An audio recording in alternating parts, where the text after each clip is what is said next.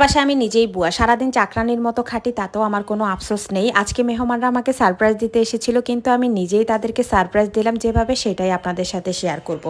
আসসালামু আলাইকুম, সবাই কেমন আছেন? আশা করতেছি ভালো আছেন। আমিও ভালো আছি আল্লাহর রহমতে। অনেক মেয়েরাই আছে শ্বশুরবাড়ির এমন ভালোবাসা পেতে যোগ যোগ লেগে যায়। খুব কম মেয়েরাই অনেক ভাগ্য করে শ্বশুরবাড়ির এমন ভালোবাসা পায়। তাদের মধ্যে কিন্তু আমিও একজন। এই যে যেমন ধরেন বাসার পুরো দায়িত্ব আমার ঘাড়ে। আগে একটা ছোট্ট স্কিন কেয়ার কম্বো আপনাদের সাথে শেয়ার করি। অপরাজিতা ব্র্যান্ড নিয়ে এসেছে একনি দূর করার জন্য স্পেশাল একটা কম্বো। পুরো কম্বোটাতে আছে একটা ফেস প্যাক, একটা ফেস ওয়াশ, একটা টোনার, একটা অয়েল। এই পুরো কম্বোটা দিয়ে আপনাদের স্কিনের ব্রণের সমস্যা নানানভাবে দূর করতে পারবেন। এবার আসেন ব্যবহার করার নিয়মটা আপনাদেরকে বলে দিই। এই ফেস ওয়াশটা মূলত একনি দূর করার জন্যই বানানো হয়েছে। যাদের স্কিনে অয়েলি বা তৈলাক্ত, তাদের স্কিনে সব থেকে বেশি ব্রণের সমস্যা থাকে। যেমনটা আমার অয়েলি স্কিনের কারণে আমার ব্রণের সমস্যা একেবারেই দূর করতে পারতেছি না। আর এই অপরাজিতার কম্বোটা ইউজ করে আমি এত উপকার পেয়েছি যে আরেকটা কম্বোই অর্ডার করে ফেলেছি। ফার্স্টে আমি ফেস ওয়াশটা দিয়ে ভালো করে স্কিনটা করে নিচ্ছি, কারণ আমরা ফেসে যত কিছু ইউজ করি না কেন, সব থেকে বেশি ইফেক্টিভ হচ্ছে আমাদের ফেস ওয়াশটা। তাই ফেস ওয়াশটা সবার আগে ইউজ করতে হয়। তারপরে হচ্ছে টোনারটা ব্যবহার করার সিস্টেম আপনাদেরকে বলে দিচ্ছি। টোনারটি অ্যাকোয়া নিয়াসিনামাইড অ্যান্টিঅক্সিডেন্ট সমৃদ্ধ গ্রিন টি দিয়ে সম্পূর্ণ ফর্মুলেটেড হওয়াতে স্কিন সুন্দরভাবে হাইড্রেট, সুদিং ও হেলদি রাখতে সাহায্য করে। হেলদি ও ব্রাইট স্কিনের জন্য সম্পূর্ণ ন্যাচারাল ইনগ্রিডিয়েন্ট দিয়ে তৈরি করা হয়। ব্যবহার করলে স্কিনের খুব দ্রুত পার্থক্য বুঝতে পারবে। এবার আসেন অয়েলটা কিভাবে ইউজ করতে হয় সেটা বলি। অনেকেই বলতে পারেন আপু স্কিনে আবার অয়েল ব্যবহার করে কিভাবে?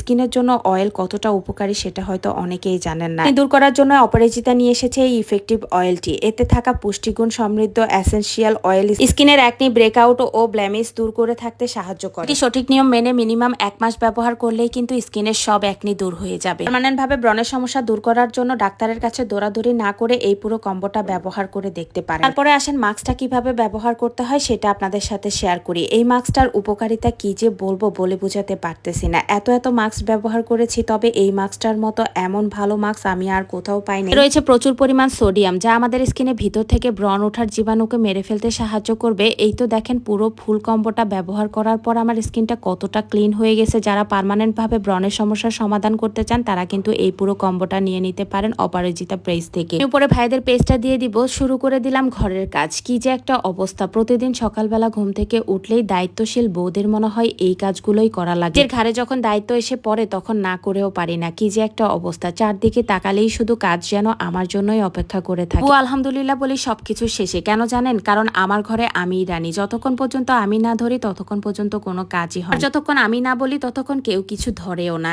এরকম কপালও পেতে কিন্তু ভাগ্য লাগে। যাই হোক, এই তো পুরো বিছানাটা সুন্দর করে গুছিয়ে নিলাম। আজকে পরিষ্কার অভিযান চলতেছে। অনেকদিন ধরেই পরিষ্কার করা হয় না বাসাটাকে। অনেকদিন ধরেই পরিষ্কার করব করেই হচ্ছে করতে পারতেছিলাম না। আজকে যেহেতু ছাদে রোদ উঠছে তাই পর্দাগুলো খুলেও হচ্ছে ধুয়ে দিছিলাম। আর এখন বিকেলবেলা আমি সুন্দর করে পর্দাগুলো ছাদ থেকে এনেই হচ্ছে রুমে লাগিয়ে নিই। পর্দাগুলো আমার খুব পছন্দের, তাই আমি বারবার এগুলোকেই ধুয়ে হচ্ছে রুমে লাগানোর চেষ্টা করি। এই তো এখন সুন্দর করে হচ্ছে লাগিয়ে দিলাম। আর এইদিকে আমার মেহমান চলে আসছে। কি আর করার, মেহমানরা আমাকে সারপ্রাইজ দিতে আসছে, তাই আমি ভাবলাম আমিও মেহমানদেরকে সারপ্রাইজ দিয়ে দিই।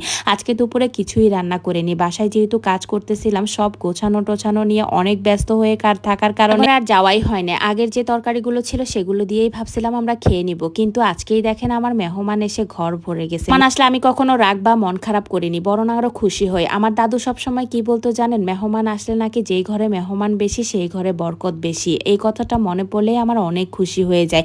এদিকে আমি সবাইকে নিয়ে আসলাম বেলি রোডে। আজকে সবাই মিলে হচ্ছে একটু বাইরে খাবো। ভাবলাম সবসময় তো বাসায় খাই, মেহমানরাও তো সবসময় বাসায় রান্না বান্না করে খায়। আজকে আমরা সবাই মিলে হচ্ছে একটু বাইরে খাই, বাইরে হচ্ছে আনন্দ করি। তো এই তো আজকের মেহমান হচ্ছে আমার ছোট ফুপি, তার 2 মেয়ে 1 ছেলে, আর আমরা বাসায় যারা ছিলাম সবাই। নিয়ম হচ্ছে খাবার অর্ডার দিয়ে 15 মিনিট অপেক্ষা করতে হয়, তারপর তারা ডাক দিলে খাবার এসে নিয়ে যেতে হয়। আমাদের একটা করে খাবার অলরেডি হয়ে গেছে, তাই আমি হচ্ছে একটা করে নিয়ে আসতেছি। এখানে আমি 3টা সেট মেনু অর্ডার করছি। যেহেতু একজন একটা খাবে বলতেছে, তাই হচ্ছে সবাই সবার পছন্দ মতো অর্ডার করেছি। যে যা খাবে বলেছে সবকিছুই সবার জন্য অর্ডার করেছি। এদিকে চিকেন ফ্রাইটাও হয়ে গেছে, তাই চিকেন ফ্রাইটাও নিয়ে আসলাম। অনেক কিছু অর্ডার করছি, কোনটা খেয়ে কোনটা খাবো বুঝতেছি না। যাই হোক, আজকের মতো বিদায় নিচ্ছি। সবাই ভালো থাকবেন, সুস্থ থাকবেন। আল্লাহ হাফেজ।